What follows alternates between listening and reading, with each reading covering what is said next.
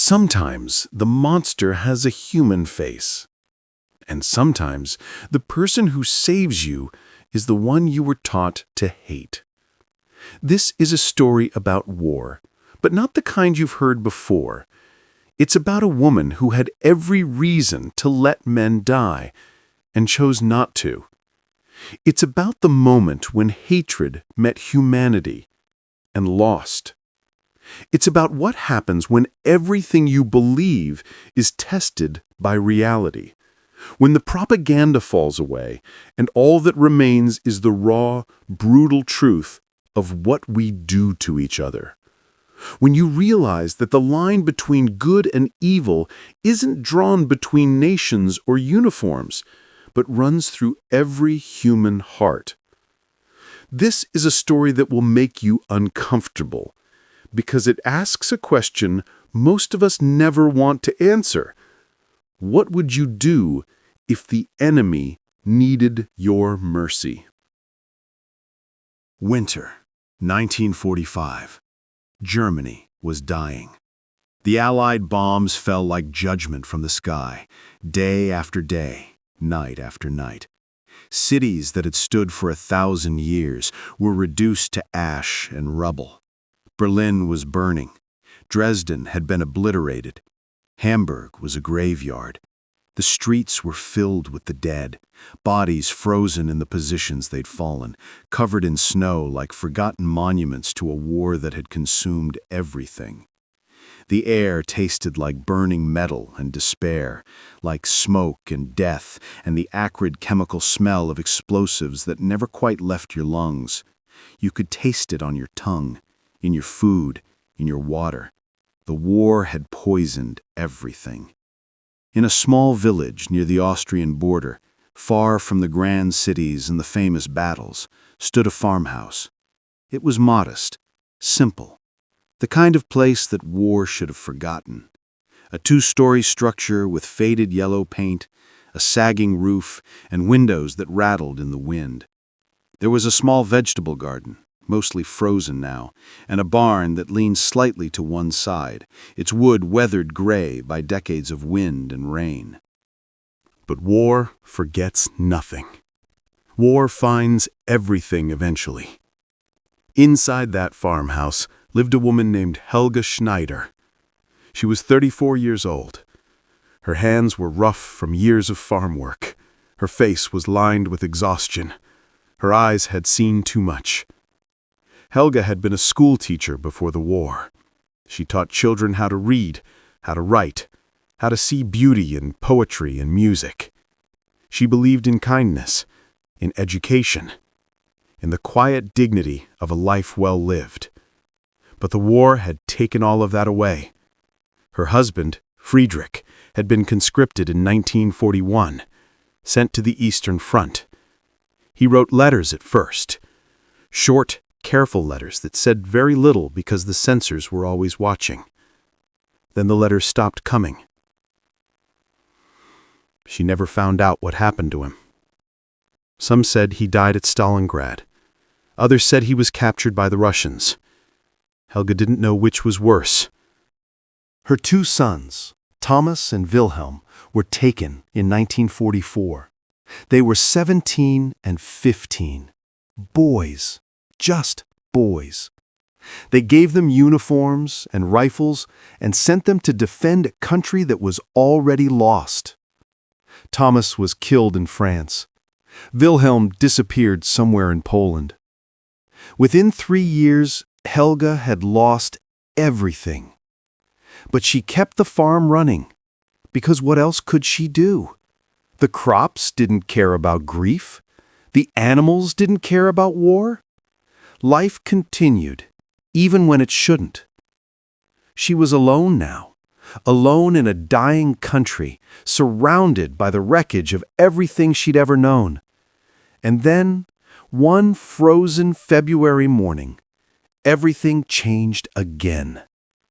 It started with the sound of engines. Helga was in the barn feeding the last remaining cow when she heard them, low, rumbling, mechanical, coming closer. Her heart seized in her chest. Soldiers. She stepped outside into the bitter cold and saw them, a military convoy rolling down the narrow road toward her farm. German trucks, Wehrmacht insignia. But these weren't combat troops. These were guards. Prison transports. The convoy stopped at the edge of her property. An officer stepped out. He was young, too young, maybe 22, with a thin mustache and eyes that looked both cruel and frightened at the same time. "You," he said, pointing at Helga. "This farm is being requisitioned by order of the Reich." Helga's stomach dropped. Requisitioned? For what? "Prisoner holding station," he said flatly. "We're moving enemy soldiers through this region. They'll be held here temporarily before transfer to the main camps." Helga felt the ground shift beneath her feet. "I can't—" "You can," the officer interrupted, "and you will, or we'll burn this place to the ground and shoot you for insubordination. Your choice." It wasn't a choice. Within an hour, her barn was converted into a makeshift prison cell. The convoy unloaded 14 men, Allied soldiers, captured somewhere in the chaos of the collapsing front lines. They were British, American, French, barely alive. Their uniforms were torn and filthy. Their faces were gaunt, hollow with starvation. Some could barely walk. Others were carried, unconscious or delirious with fever. The guards threw them into the barn like livestock and locked the doors. The officer turned to Helga. "You'll feed them once a day, water twice. If any of them die, you report it immediately. If any escape, you'll be executed. Understood?" Helga nodded, her mouth too dry to speak. The convoy left. The guards stayed, 4 of them, stationed around the property, rifles in hand, watching everything. And just like that, Helga's farm became a prison. She stood alone in the cold, staring at the barn. Inside were men who had bombed her cities, men whose armies had killed her sons, the enemy. She should have hated them. She tried to. But when she closed her eyes, all she could see were Thomas and Wilhelm, boys in uniforms, sent to die by men who called it duty. And she wondered, were these men in her barn really so different? The first time Helga entered the barn, she was shaking, not from cold, from fear. The guards had given her a bucket of thin soup and a jug of water. "Feed them," they said. "Don't talk to them." She pushed open the barn door. The smell hit her immediately. Sweat, sickness, human waste. The prisoners were huddled in the corners, chained to the walls, their bodies pressed together for warmth. 14 pairs of eyes turned to look at her. She froze. For a moment, no one moved. No one spoke. Then one of them, a British soldier, tall and gaunt with a bandage wrapped around his head, stood up slowly. His chains rattled. "Ma'am," he said in broken German. His voice was hoarse. "Please. Water." Helga's hands tightened on the bucket. She wanted to run, wanted to throw the soup on the ground and leave. These men were the enemy. They had destroyed her country, killed her sons. But when she looked at his face, she didn't see a soldier. She saw a boy, exhausted, starving, dying. She saw Thomas. Slowly, carefully, she stepped forward and poured water into a tin cup. She handed it to him. He drank like a man who hadn't tasted water in days. "Thank you," he whispered. and something inside Helga broke. Over the next few days, she brought them food, always under the watchful eyes of the guards, always silent, always afraid. But she started noticing things. The American soldier with the shattered leg, who bit down on a rag to keep from screaming when the pain got too bad. His name was written on a tattered tag pinned to his uniform. Miller. Private James Miller. He couldn't have been more than 23 years old. His leg was infected, the wound turning dark and angry. Without proper treatment, he would die. Everyone knew it, including him. The French boy, who couldn't have been older than 16, who cried quietly in the corner at night. He never spoke, just stared at the wall with empty eyes, tears streaming silently down his hollow cheeks. Helga wondered if he even understood where he was anymore, or if his mind had gone somewhere else, somewhere safer. The British medic who tried to treat the other's wounds with nothing but strips of cloth and prayer. His name was Davies, Corporal William Davies. He moved through the barn like a ghost, his hands gentle despite their trembling, his voice calm even when nothing he did seemed to help. He had run out of supplies weeks ago. All he had left was his training and his stubbornness. They weren't monsters. They were just men, broken men, prisoners, like her sons had probably been, somewhere, before the end. And the guards were worse than the prisoners. They kicked them when they passed, spat on them, denied them medicine, blankets, even basic dignity.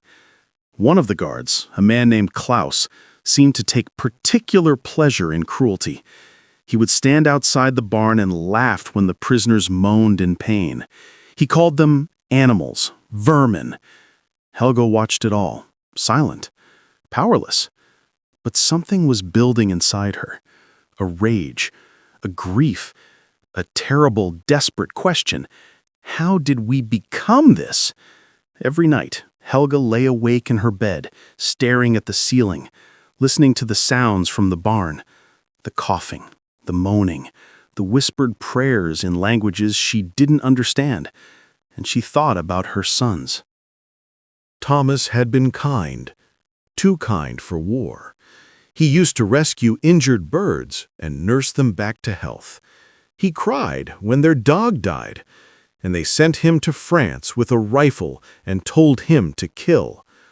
Wilhelm had been afraid of the dark. He was just a boy, still slept with a candle by his bed. And they put him in a uniform and sent him east into the frozen hell of the collapsing front lines. What had happened to them in those final moments? Had they been cold, hungry, afraid? Had anyone shown them mercy? Had anyone even seen them as human? Or had they died alone, in the mud, in the snow? Just another nameless casualty in a war that devoured everything it touched. These questions haunted her, tortured her, and every time she looked at the prisoners in her barn, she saw her sons staring back. It happened on the 7th night. There was a storm. The temperature dropped below freezing. Wind howled through the cracks in the barn walls. Inside, the prisoners huddled together, shivering violently, their breath visible in the frigid air. Helga lay in her bed, listening to the wind, listening to the faint sounds of suffering from the barn. She couldn't sleep. She thought about her sons, about the last time she'd seen them. Wilhelm had been so small in his uniform, it hung off his shoulders. He'd looked at her with terrified eyes and said, "Mama, I don't want to go." But he went anyway, because he had no choice, just like these men had no choice. Helga sat up. She threw off her blanket. She moved without thinking, driven by something she didn't fully understand. She grabbed every spare blanket she had, 4 of them. She wrapped a shawl around her shoulders and stepped out into the freezing night. The guards were inside the house, drinking and playing cards, trying to stay warm. They weren't watching. Helga crossed the yard to the barn. Her hands shook as she unlocked the door. The prisoners looked up, startled, suspicious. She didn't speak. She just moved through the barn, draping blankets over their shoulders, one by one. When she reached the British soldier with the bandaged head, he stared at her in disbelief. "Why?" he whispered. Helga's throat tightened. She couldn't answer, because she didn't know. Or maybe she did, but couldn't put it into words. Finally, she said, "Because you're cold." It was the simplest answer in the world, and it changed everything. After that night, Helga couldn't stop. She started sneaking them extra food, small portions she scraped from her own rations, a crust of bread, a potato, a bit of cheese. She brought water more often than the guards required. She stole bandages from the guard supplies and slipped them to the British medic. Davis took them with shaking hands, his eyes filling with tears. He didn't say anything. He didn't need to. She risked everything, every day, every hour, and every time she did it, the guilt tore at her. "What am I doing?" she thought. "These men destroyed my country. They killed my sons." But the other voice in her head whispered, "Your sons were prisoners too. Somewhere, someone might have shown them mercy. Or might not have." She didn't sleep anymore. She couldn't eat. The weight of it crushed her. One night, she stood in her empty kitchen, staring at a photograph on the wall. Friedrich, Thomas, Wilhelm. Smiling, before the war. "I'm sorry," she whispered to the photograph. "I'm so sorry." But she didn't know what she was apologizing for. For helping the enemy? Or for not helping them sooner? The days blurred together. Helga moved through them like a sleepwalker, exhausted but unable to rest. The prisoners grew weaker.